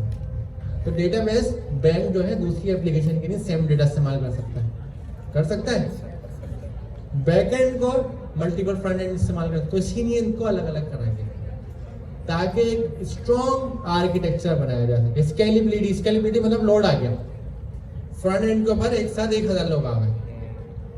अब फ्रंट एंड के पीछे एप्लीकेशन बैक एंड की कितनी है? ये एक से ज्यादा हो सकती है, दरमियान वाली ना एक से ज्यादा हो सकती है, ब्लू वाली भी एक से ज्यादा हो सकती है, डिपेंड ऑन है। अब एक एप्लीकेशन कौन सी है? जो ट्रांजेक्शन करती है, अकाउंट से पैसे 10,000 भेजती है। कौन सी वाली? ग्रीन वाली की बात कर रहा हूँ, बीच वाली। एक एप्लीकेशन वो है जो लोन देती है। तो बैक एंड पे कितनी हो गई? 2 हो गई, एक लोन देने वाली और एक ट्रांजेक्शन करने वाली। लेकिन फ्रंट एंड पे कितनी है? एक ही है जो दोनों बैकएंड से बात कर रही है। लोन देना हो तो उससे बात करना है, ट्रांजेक्शन मतलब पैसे 10,000 भेजने तो उससे बात करना है। अब लोड आ जाता है यूजर का, एक साथ 1000 लोग आ गए। लोड किस, अब वो जो एक साथ 1000 लोग आए वो दोनों बैकएंड पर आए या दोनों में से किसी एक पे आ रहा हो? ये डिपेंड ऑन वो क्यों आ रहे हैं। अगर वो सारे लोन वाले 1000 आए तो किस पे लोड गया? बैक एंड का लोड वाले पे। अब एप्लीकेशन में होता है क्या, एप्लीकेशन जिस सर्वर पे चल रही होती है ना उसकी कॉस्ट होती है, CPU रैम मेमोरी यूज हो रही होती है, तो वो ना हमें बढ़ानी पड़ती है। जब यूज़र ज़्यादा आ जाते हैं, मैंने क्या 4 GB रैम है, यूज़र ज़्यादा आकर 4 GB रैम फुल हो जाएगी, तो मैं क्या करूँगा 4 की 8 करवाऊँगा, 8 की 16, वो कॉस्ट है। तो वो मैं किस पे करूँगा, लोन वाले पे या ट्रांजेक्शन वाले पे? लोन वाले पे, क्योंकि लोन वाले पे लोड आया। तो ये अलग अलग करने के लिए मुझे क्या फ़ायदा होता है, मेरा आर्किटेक्चर जो है वो स्ट्रॉन्ग हो जाता है। ये इसका सबसे बड़ा बेनिफिट है 3 tier आर्किटेक्चर का। तो आप लोगों को 3 tier कितने लोगों को समझ में आ गया? ये तो दरमियान वाली ईयरिंग एक से ज़्यादा हो सकती है, ये तो नीली वाली एक से ज़्यादा हो सकती है, ये तो ऑरेंज वाली एक से ज़्यादा हो सकती है, आप हो सकती है ना, मोबाइल ऐप है, वेब है, सब अलग अलग है। तो इसका मतलब है कितना फ्लेक्सिबल आर्किटेक्चर है। आपकी हर चीज़ रीयूज है, डेटाबेस रीयूज है, बैक एंड रीयूज है, फ्रंट एंड रीयूज है, हर चीज़ अपने स्टैंडर्ड के मुताबिक बनी है। डेटाबेस इसके रीयूज है, मैंने कोई और एप्लीकेशन बनाई, सेम डेटा चाहिए, मैं सेम डेटाबेस कॉल करूँगा। नहीं, दूसरे बैंक का तो अलग ही कहानी है ना, आप तो बिजनेस की बात कर रहे हो, आप जो बात कर रहे हो बिल्कुल सेपरेट बात है। सही है, यहाँ तक कहानी समझ में आ गई? Yes sir. आप मुझे ये बताएं, अब एसक्यूएल मॉडल के ऊपर बात चल रही है, एसक्यूएल मॉडल का कॉन्सेप्ट क्या है भाई, प्रॉब्लम क्या है?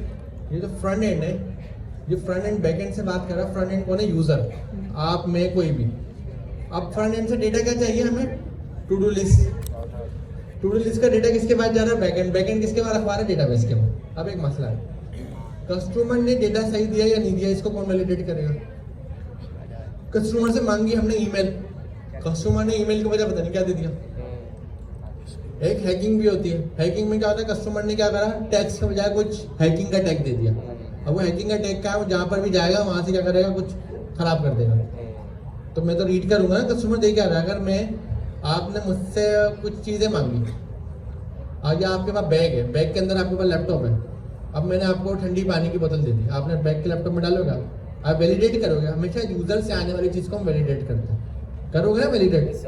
अगर आप अपने घर की नींव में सामान लोगे, डायरेक्ट जाके फ्रिज में रख दोगे या देखोगे वो क्या है? हो सकता है बाकी चीज़ें भी फ्रिज की खराब कर दें। तो कस्टमर से डेटा बैकएंड पे आ रहा है, डायरेक्ट डेटाबेस में नहीं रखेगा, बल्कि वो क्या करेगा, वैलिडेट करेगा। उसको हम बोलते हैं सैनिटाइजेशन। डेटे को सैनिटाइज करो, सही है, डेटे को वैलिडेट करो कि जो चाहिए वो है या नहीं है। सही है, डेटे को जाकर प्रॉपर उसकी चेकिंग करो कि भाई जो चाहिए था वो है या नहीं है। फिर दूसरा आता है बिजनेस टेस्टिंग, जो हमने यूज भी करी थी, पाइडेंटिक देखा था ना, जो डेटा चाहिए वही आ रहा है, कुछ और तो नहीं आ रहा। तो ये सारा काम हम करेंगे एसक्यूएल मॉडल से। एसक्यूएल मॉडल हमारे पास क्या होगा, ये तो फास्ट से यही है, डेटाबेस से डायरेक्ट बात नहीं करेगा, फास्ट से यही बात करेंगे एसक्यूएल मॉडल से, एसक्यूएल मॉडल डेटाबेस से बात करेंगे। तो फायदा क्या होगा, जो यूजर की क्यूरी है वो एसक्यूएल मॉडल के थ्रू घूम के जा रही है, तो एसक्यूएल मॉडल क्या कर रहा है, कोई चीज़ गलत हुई तो उसको रोक देगा, वो फिल्टर कर लेगा, भाई ये चीज़ तो है ही नहीं, मेरे बैग में लैपटॉप है, पानी की ठंडी बोतल जा ही नहीं सकती, लैपटॉप खराब हो जाएगा। तो वो डेटा को सैनिटाइज कर रहा है, फिल्टर कर रहा है, रीड कर रहा है, फिर आगे भेज रहा है, और जो डेटा वापस आ रहा है उसको भी रीड कर रहा है। तो ये बचाता है हैकिंग से। और इसका एक और फायदा है, अब आपने टेंशन नहीं है, आपने पोस्टग्रेस को डायरेक्ट कॉल नहीं करना, आप फास्ट सीपीआई में आपने पोस्टग्रेस को डायरेक्ट कॉल नहीं करना, बल्कि आपने फास्ट सीपीआई में लिखकर एसक्यूएल मॉडल लिखना है। एसक्यूएल मॉडल क्या, पाइथन की क्लासेस है। एसक्यूएल मॉडल खुद जाके डेटाबेस को कॉल कर रहा होगा, उसके पीछे प्रोग्रामिंग बन रही है। तो ये क्या है हमारे पास, 3 tier आर्किटेक्चर। तो आप में से होपफुली कितने लोग इस बात पे एग्री हैं कि हम फेस 2 इजीली बना लेंगे। बनाने का तरीकेकार क्या होगा, फेस 2 को बनाने का तरीका बहुत सिंपल है। फेस 2 बनाते वक्त आपने पहले अपनी स्किल्स बनानी है और सब एजेंट बनाना है। मैं आपको लास्ट एक तरीका दिखा देता हूँ, प्लॉट सब एजेंट,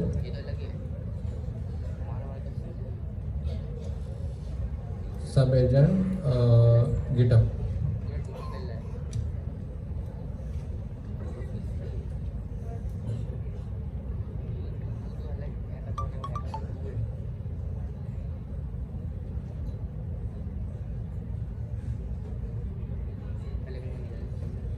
यहाँ पे मैं नहीं रहा, मैं अपने पास दिखा दूँ, लेकिन मेरा लॉगिन यहाँ पे नहीं हुआ। कहाँ दिखा सकता हूँ मैं,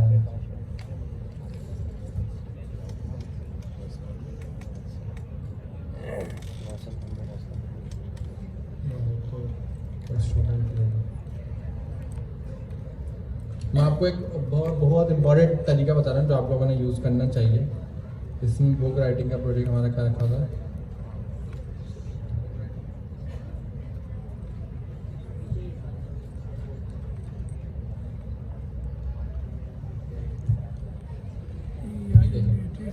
सब एजेंट्स हम लोग बनाते हैं। ये हमने लिखा डॉट प्लॉट। डॉट प्लॉट के अंदर एजेंट्स, ये आप लोगों ने भी सब एजेंट इस तरीके से बनाने, इसी तरह स्किल्स भी बनी हुई। आपने क्या करना है, जब भी आप सब एजेंट बनाएंगे ना, तो सब एजेंट के ऊपर ना इस तरीके का एक YAML आता है। मैं ऐसे दिखा देता हूँ। वर्क करनी पड़ेगी। डॉट प्रेस सब एजेंट में इस तरीके से एक YAML आता है।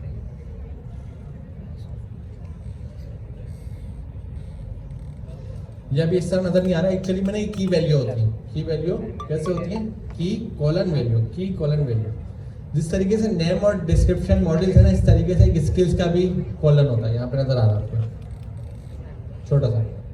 तो आपने क्या करना है, क्लाउड पे जाना है, एक कमांड लिखनी है /agents। जैसे इंटर करेंगे वो आपसे एजेंट का नाम पूछेगा। आप उसको एजेंट का नाम बताएं, front end developer, back end developer, database engineer, जो भी आप बताना चाहें। आपने नाम बताया, नाम बताया कि आपने उसको प्रॉम्प्ट दे दिया और पूरा आपने एजेंट बना दिया। अब वो एजेंट कौन है? आपका वर्कर है। इसी तरीके से आपने स्किल्स बना दी। स्किल्स क्या बना दी? फास्ट API, SQL मॉडल, और कौन कौन सी बना दी? पोस्टग्रेस का डेटाबेस की, टेस्ट केसेस की, अलग अलग टेस्ट ड्रिवन डेवलपमेंट की, 5, 6, 7 आपने स्किल्स बना दी। ठीक है। अब आप क्या कर रहे हैं, स्किल्स बनाने के लिए आपने प्रॉम्प्ट देना पड़ेगा। सही, स्किल्स बनाने के लिए कोई कमांड नहीं है, प्रॉम्प्ट। आपने स्किल्स बना ली, प्रॉम्प्ट देंगे। प्रॉम्प्ट देंगे कैसे? मैंने आपने कहा भाई क्लाउड स्किल्स यूज बनाओ, ये डिटेल है, ये डॉक्यूमेंटेशन है, सारी सब उसको दिया, एंटर करा, फिर स्किल्स बना दी। लोकेशन आपने देखी, सही बनाई, बन गई।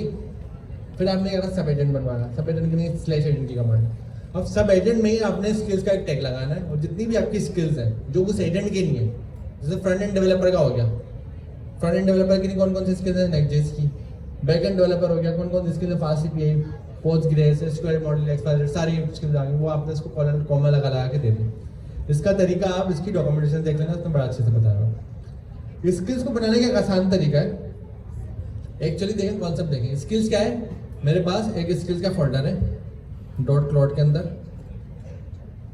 ये आगे नजर स्किल्स का फोल्डर। इस फोल्डर में देखें बहुत सारी स्किल्स रखी हैं। ये बनेंगी कैसे? मैं जाऊंगा क्लाउड पे, प्रॉम्प्ट दूंगा, प्रॉम्प्ट में लिखूंगा स्किल्स बनाओ, वो बना देगा। स्किल्स किसकी बनाई? फ्रंट एंड की, बैक एंड नहीं, fast API, front end back and के सब एजेंट बनने चाहिए। फास्ट API की, इसकी सारी हमने स्किल्स बनाई। ठीक है। अब स्किल्स बनाते हुए प्रॉम्प्ट क्या लिखें, ये सवाल है भाई। जितना बेहतर आपको प्रॉम्प्ट मिल सकता है आप लिखें। फिर भी बेस्ट प्रैक्टिस क्या होनी चाहिए? क्या हम ऐसा काम करें, एक स्किल्स बनाए जिसका काम ही हो स्किल्स कैसे बनती है, उसकी स्किल्स यही हो कि स्किल्स कैसे बनती है। मतलब मैं एक स्किल्स बनाऊं, वो स्किल में फ्रंट एंड बैक एंड या फास्ट API की नहीं बनाऊं, बल्कि वो स्किल में बनाऊं यही कि स्किल्स बनाने का बेहतर तरीका क्या है। समझ रहे? और जब भी एक बार उसको बना के रख लूं, फिर जब भी मुझे स्किल्स बनानी हो, मैं बोलूं इसको, यानी स्किल्स को इस्तेमाल करते हुए इस टॉपिक को स्किल्स बनाओ। इसी तरीके से क्लाउड के आप गिटहब पे जाओ। अभी इस लैपटॉप से मुझे मिली नहीं, क्लाउड स्किल्स गिटहब दिखा देता हूँ। एंथ्रोपिक है, हाँ इसकी तो एंथ्रोपिक की रेफर है। ये आ गई। इसके अंदर आएगी क्रिएट स्किल्स। देखिए इसकी मैं इसको ना सिंपल क्लोन करूंगा, क्लोन करके इसके स्किल्स के फोल्डर में जाऊंगा। मैं स्किल्स के फोल्डर के अंदर जैसे मैं जाऊंगा, मुझे यहाँ पे एक स्किल मिलेगी जिसका नाम है स्किल्स क्रिएटर। इसको मैं डाउनलोड करके अपने पास कॉपी पेस्ट कर लूंगा इस फाइल को, स्किल्स क्रिएटर। मैं क्या करूंगा, अपने क्लाउड की ग्लोबल फाइल में डॉट क्लाउड में स्किल्स के नाम का एक फोल्डर बनाऊंगा। इसको रेपो को अलग जगह क्लोन करूंगा, वहाँ से सिर्फ स्किल्स क्रिएटर का फोल्डर कॉपी करूंगा और स्किल्स क्रिएटर का फोल्डर कॉपी करके अपने स्किल्स के फोल्डर में रख दूंगा। मैं प्रॉम्प्ट दूंगा, प्रॉम्प्ट में बोलूंगा स्किल्स क्रिएटर को यूज करते हुए इस टॉपिक के ऊपर ये सारा मटेरियल इस्तेमाल करते हुए मेरी स्किल्स बनाओ, तो वो अच्छी स्किल्स बना देंगे। फिर मैं सब एजेंट लिखूंगा। सब एजेंट के अंदर ये वाले स्किल जो है, सब एजेंट के ऊपर YAML का ऊपर ऑप्शन आ रहा होगा, इसमें स्किल्स के नाम का टैग लगेगा। लिखने के बाद बोलने लगा कि जो जो सब स्किल्स हैं उसके अंदर ऐड करते रहना। ये सिंपल तरीका है। तो आपने जाकर पहले प्रोजेक्ट नहीं बनाना हैकाथन 2 का, आपने स्किल्स और सब एजेंट्स बनाने। जब आप स्किल्स और सब एजेंट बना लेंगे, उसको फिर रिव्यू करना मल्टीपल टाइम।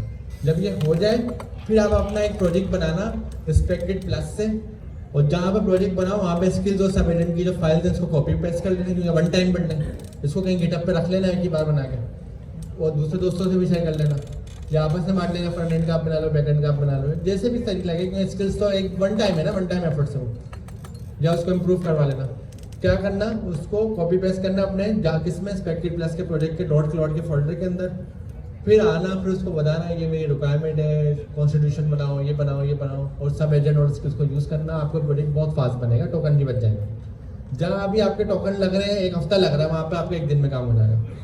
अगर स्किल्स और सब एजेंट होते हैं ना, तो जो आपका हैकाथॉन 1 है, हैकाथॉन का 1 का प्रोजेक्ट विद इन 3 आवर्स पूरा बन सकता है कंप्लीट, जिसमें रैक भी होगा, जिसके अंदर बुक भी होगी, अगर स्किल्स और सब एजेंट आपके पास है।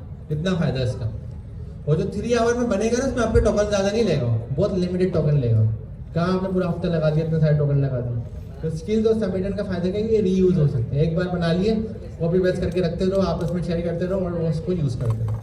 तो हैकाथॉन 2 में आपने क्या करना है, स्किल्स और सब एजेंट बनाना है। हैकाथॉन 2 की डेट हम अनाउंस करेंगे, दरमियान में आपके पास टाइम है, आप अपना स्किल्स और सब एजेंट का काम शुरू रखें। बनाना चाहें तो प्रोजेक्ट बना भी लें 1 और 2, फिर हम जैसी डेडलाइन अनाउंस करें आप सबमिट करा देना।